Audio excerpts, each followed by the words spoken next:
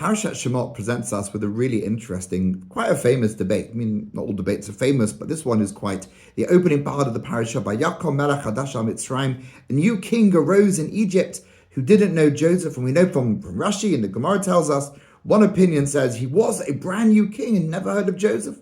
And the other one said, no, he was the same guy, but the newness was he just reinvented himself. He made out as if he didn't know Yosef. And the question is, is based on the fact that it doesn't tell us the old king died, doesn't say, the usual formula that the Torah uses when someone dies and someone new comes onto the throne is absent. And there are different interpretations. Check out Rav Hirsch if you want an interesting interpretation. Rav Moshe Feinstein, on the other hand, brings out a moral and ethical message. He argues it's such a minor detail in the story, it doesn't really matter. And the fact that they're debating something that you have no way of knowing the answer, it's only tradition or interpretation, there must be something, a finer moral and ethical point. And he argues as follows. All of us can be wicked. We can all be scared that we would do something wrong. But what about being ungrateful? Is the possibility of being ungrateful to someone that helped you? And obviously, they helped you on a massive scale. That being an ungrateful person is even more serious. Is that something that you think is a possibility?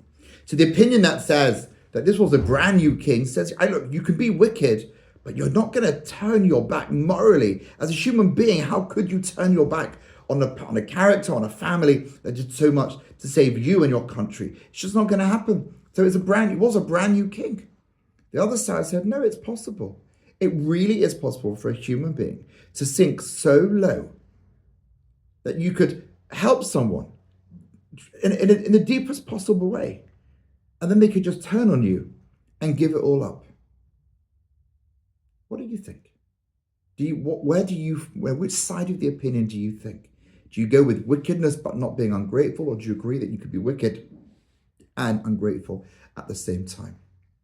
That's the debate, leaving you with that question to ponder this week rather than providing you an answer. But this is how Rav Moshe Feinstein understands this particular debate in our parasha.